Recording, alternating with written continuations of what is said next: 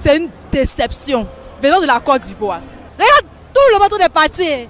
C'est une déception. On est déçus et on est déçus. Voici un autre, Grasso. Faut dire que la Côte d'Ivoire même, c'est un pays difficile. Nous sommes à la sortie du match Côte d'Ivoire, Guinée, Équateur. C'est ça, non? Équatorial. Terrible. C'est terrible de voir Seko Fofana accroupi comme ça. C'est terrible de voir Ibrahim Sangaré, le visage défait. La Guinée équatoriale aura été impitoyable avec les éléphants de la Côte d'Ivoire. La Coupe d'Afrique des Nations 2023 est arrivée au pire moment. Elle s'est jouée au même moment que la Coupe d'Asie et juste après la Coupe du Monde 2022. Une Coupe du Monde qui nous a offert la plus grande finale de l'histoire du football. Un triplé historique de Kylian Mbappé contre l'un des meilleurs gardiens de tous les temps et le triomphe de Lionel Messi. Le scénario parfait. Et après ça, personne n'attendait vraiment la Coupe d'Afrique des Nations. Et pourtant, il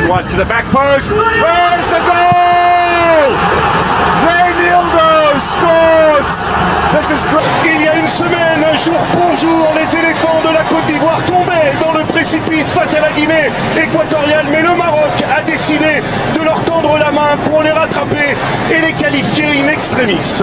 Encaissé face à Edouard Mendy. La Côte d'Ivoire est définitivement ressuscitée. Miracle, hospitalité, suspense, leçon de vie. 4 mots qui résument parfaitement la CAN 2023 en Côte d'Ivoire. Pendant un mois, le pays de Didier Drogba, de Yaya Touré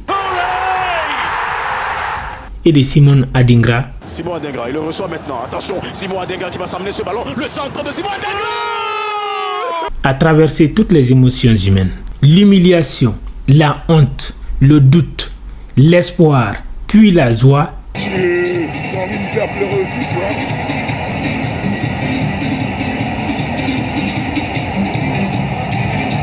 Et enfin, la plus grande victoire de son histoire. La Coupe d'Afrique 2023 n'avait pas seulement un trophée à offrir, elle avait un défi à relever.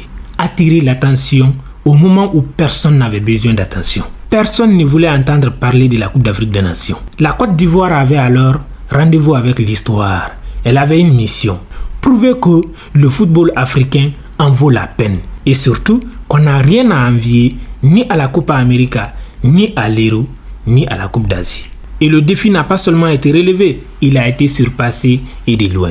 Dans la vidéo d'aujourd'hui, je vais te raconter l'histoire de la meilleure CAN de tous les temps. L'histoire de la CAN 2023 qui a vu d'abord la Côte d'Ivoire pratiquement éliminée de la compétition. Perdre jusqu'à ce point devant son public. Vraiment, je suis dessus. Il y a des choses qu'il faut régler dans ce pays. Je dénonce souvent certaines attitudes. Vraiment, c'est une déception venant de la Côte d'Ivoire. Regarde, tout le monde est parti. C'est une déception. On est déçus et on est déçus. Puis ressusciter et remporter la coupe de la plus belle des manières. Les 8 raisons pour lesquelles la CAN en Côte d'Ivoire restera à jamais dans l'histoire du football africain. Bien avant le coup d'envoi, la Côte d'Ivoire a montré qu'ils n'étaient pas là pour faire figuration. Ils ont démontré que cette CAN était différente. Le slogan de la CAN, Akwaba, qui veut dire bienvenue. Bienvenue en terre ivoirienne, terre d'hospitalité. C'est pour ça que la CAN a été appelée la CAN de l'hospitalité. Parce qu'en Côte d'Ivoire, on est heureux d'être africain. On est fier d'affirmer son africanité. Et l'objectif était de prouver à chaque Africain qu'il était celui qu'il avait le droit de séjourner en Côte d'Ivoire et de profiter de la fête. Et même la musique, l'hymne de la CAN 2023 est resté dans l'histoire comme l'une des plus emblématiques de tous les temps. Rappelez-vous de la Coupe du Monde 2010 en Afrique du Sud. C'est quoi la première chose qui vous vient à l'esprit? Waka Waka. C'était l'hymne de la Coupe du Monde 2010. Et cette chanson est restée dans l'histoire. Elle a mis la lumière sur le continent, sur la compétition. L'hymne de la CAN 2023 en Côte d'Ivoire n'était pas seulement une chanson, c'était un symbole, c'était l'affirmation de la fraternité africaine, un rappel au rassemblement, à l'unité africaine. Chanté par l'un des plus grands groupes de tous les temps, les Magic System, En collaboration avec Ramadan, un chanteur égyptien, et Yemi Alade, cette chanson véhiculait le message d'un rêve, celle d'une Afrique qui fête ensemble, qui se réjouit et qui se retrouve autour du football pour célébrer l'africanité. À titre de comparaison, combien parmi nous connaissons l'hymne de la CAN 2025 ou des CAN antérieures? L'hymne de la CAN 2023 était une vibration africaine, une identité assumée. C'était un message prémonitoire. La CAN 2023 allait être différente et elle l'a été du début jusqu'à la fin. Dès la phase de groupe, on commence à assister à des scénarios rocambolesques. La Côte d'Ivoire qui se fait massacrer par l'équipe de la Guinée équatoriale. La Guinée équatoriale a 0 Coupe d'Afrique des Nations. La Côte d'Ivoire n'a rien joué, surtout Franck Kessié. Il boit quoi avant de venir jouer même? C'est quoi tout ça là même? Seko Fofana aussi, il joue rien. Voici un autre, Grasso. Faut dire que la Côte d'Ivoire même c'est un pays difficile. Nous sommes à la sortie du match Côte d'Ivoire-Guinée Équateur. C'est ça non? Équatorial. La Côte d'Ivoire a joué son deuxième match contre le Nigeria. Ils ont été battus 1-0. Trostekong, un bon capitaine qui ne laisse pas passer l'occasion pour donner l'avantage au Nigeria. Coup de tonnerre sur le stade olympique Alassane Ouattara. Une victoire donc lors de la dernière journée était obligatoire et nécessaire pour les voir se qualifier au second tour. Les Ivoiriens se sont fait massacrer, humiliés par une équipe de Guinée équatoriale jusqu'alors presque inconnue du grand public.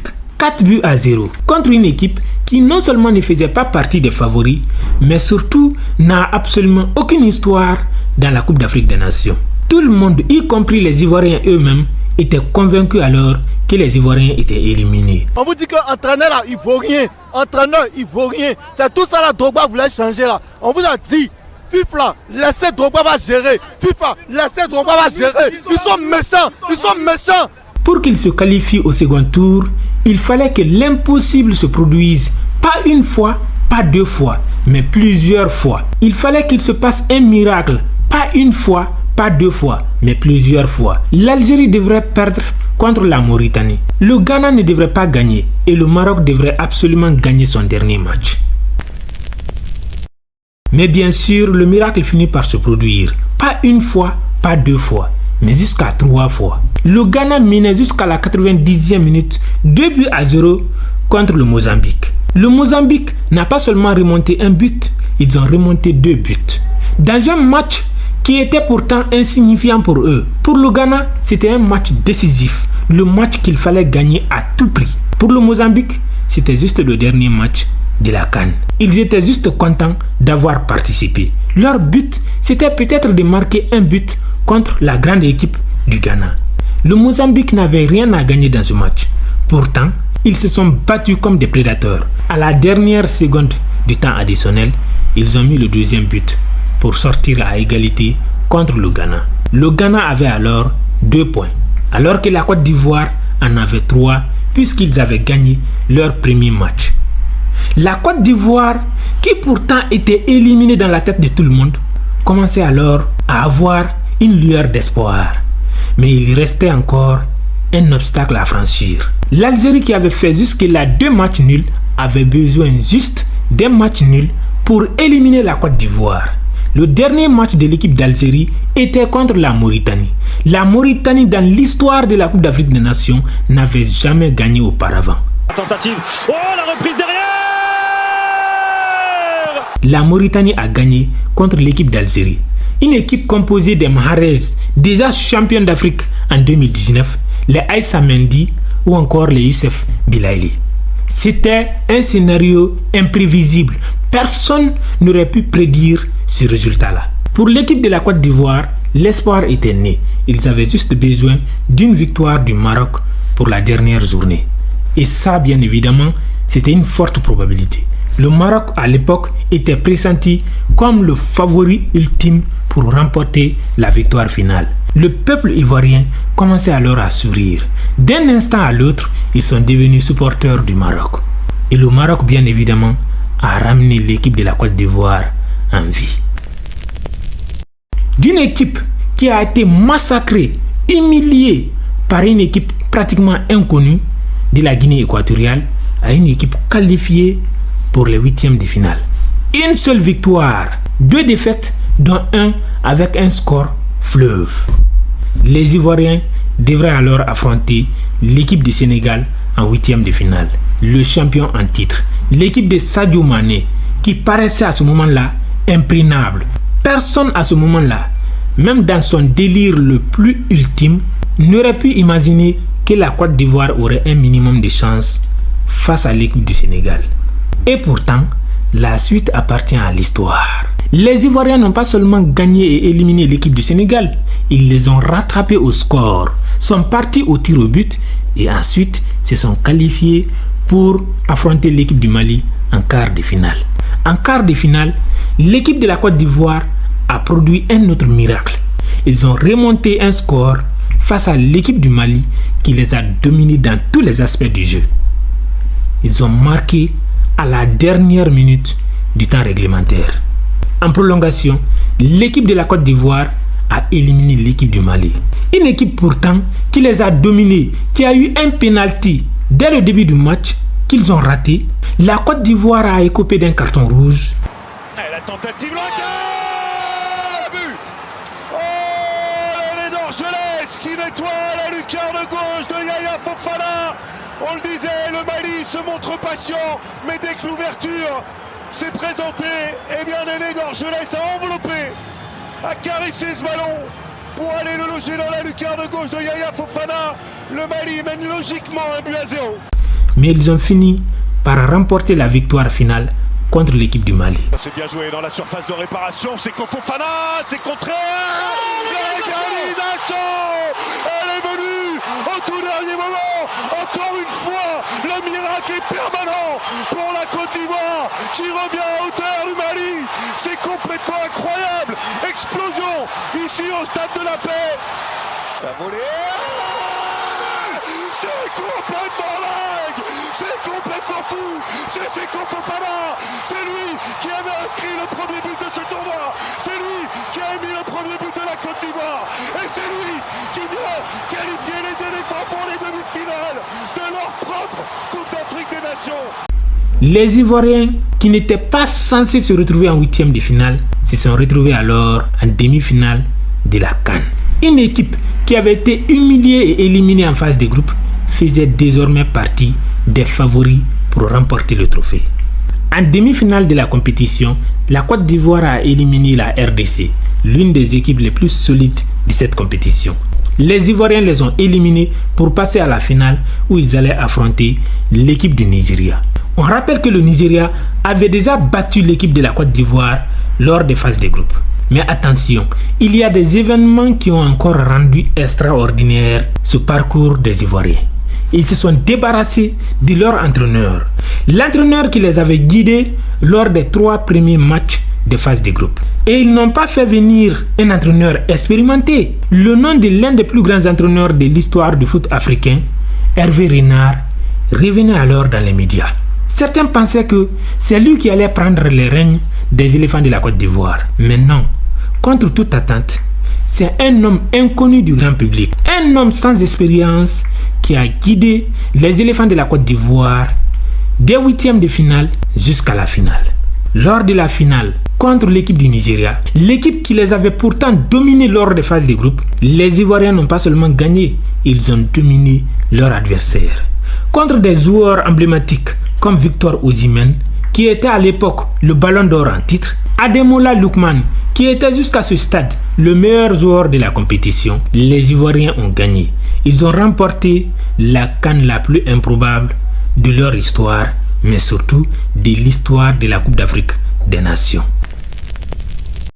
Avant la CAN 2023 en Côte d'Ivoire, la CAN 2019 avait été jouée au Cameroun. Il y avait alors beaucoup de polémiques autour des infrastructures. Certains parlaient des chaleurs extrêmes, il y avait le Covid, et même si le gouvernement camerounais avait mis la main à la poche, avait investi des milliards de francs CFA pour construire des bons stades, la critique n'a pas cessé. Certains estimaient que les stades n'étaient pas au niveau. La Côte d'Ivoire devait alors rehausser le niveau, montrer à la face du monde qu'ils sont à mesure d'accueillir dignement une compétition de ce niveau. Et encore une fois, c'était mission accomplie. Les stades étaient magnifiques, les pelouses étaient impeccables, l'organisation, l'accueil était irréprochable. Grâce même à cette démonstration des autorités ivoiriennes, ils ont eu des collaborations, notamment avec le Royaume du Maroc.